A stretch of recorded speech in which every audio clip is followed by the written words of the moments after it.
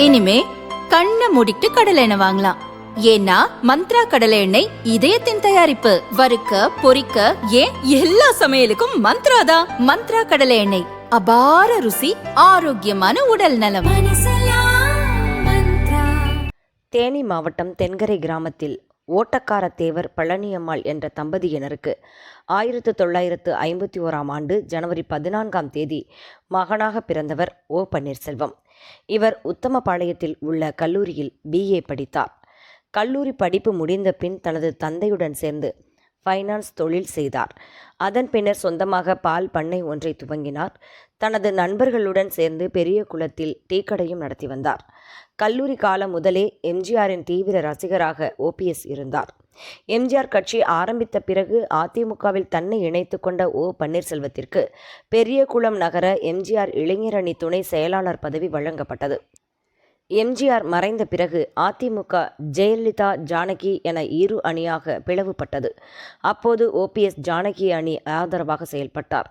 1991 அதிமுகவின் 2 அணிகளும் இணைந்து ஜெயலலிதாவின் தலைமையின் கீழ் வந்தது. அதன் பின்னர் ஓ பன்னீர்செல்வம் பெரியகுளம் நகர கூட்டுறவு வங்கியின் இயக்குநராக பதவியேற்றார்.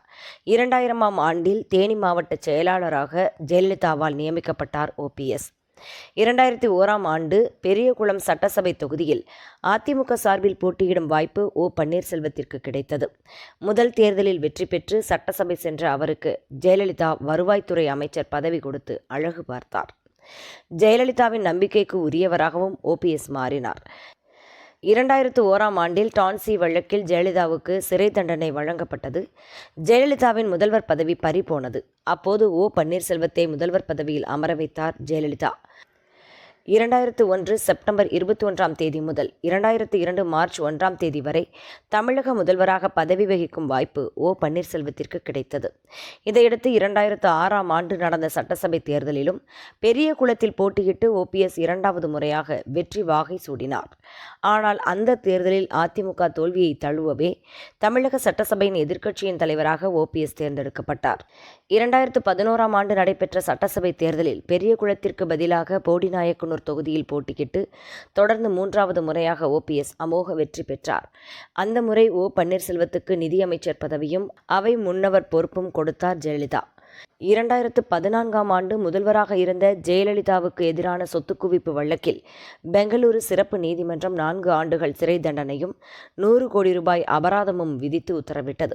இதனால் மீண்டும் முதல்வர் பதவியை இழந்த ஜெயலலிதா ஓ பன்னீர்செல்வத்தை 2014 செப்டம்பர் 29 முதல் 2015 மே 22 வரை 2வது முறையாக முதல்வராக்கினார்.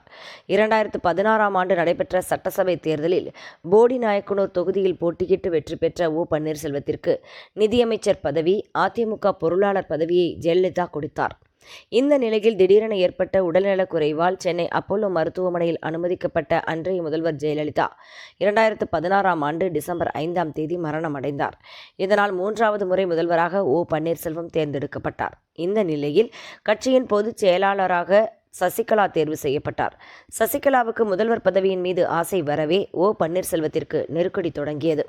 நெருக்கடி தாங்க முடியாமல் OPS முதல்வர் பதவியை ராஜினாமா செய்துவிட்டு சசிகலா TTV தினகரனுக்கு எதிராக ஜெயலலிதாவின் சமாதியில் அமர்ந்து தர்ம யுத்தம் துவங்கினார். இது தமிழக அரசியலில் பெரும் பரபரப்பை ஏற்படுத்தியது. இதற்கிடையே சொத்து குவிப்பு வழக்கில் சசிகலா சிறைக்கு செல்ல வேண்டிய கட்டாயம் வந்தது. இதனால் சசிகலா தனது விசுவாசியாக இருந்த எடப்பாடி பழனிசாமியை முதல்வர் அரியணையில் அமர வைத்துவிட்டு சிறைக்கு சென்றார். பின்னர் பல்வேறு அரசியல் போராட்டங்களுக்கு நடுவே EPS அணியும் OPS அணியும் ஒன்றிணைந்தன. ஓ பன்னீர்செல்வத்திற்கு துணை முதல்வர் பதவியும் வழங்கப்பட்டது.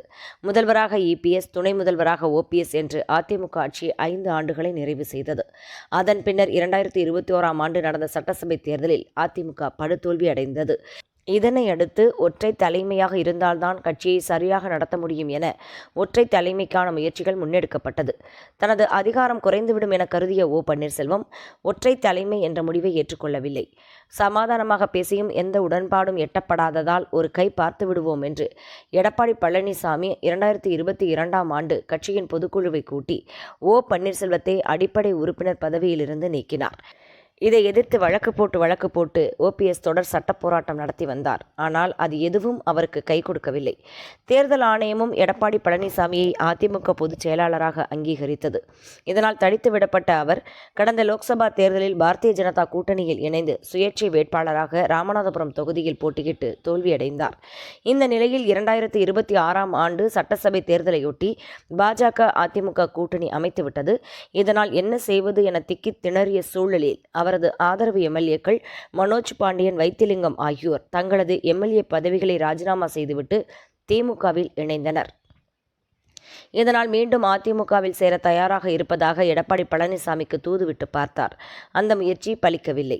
இதனால் வெறுத்து போன ஓபிஎஸ், ஸ்டாலின் தலைமையிலான ஆட்சி தமிழகத்தில் சூப்பராக இருப்பதாகவும் மீண்டும் திமுக தான் ஆட்சிக்கு வரும் என்றும் கூறி பரபரப்பை ஏற்படுத்தினார்.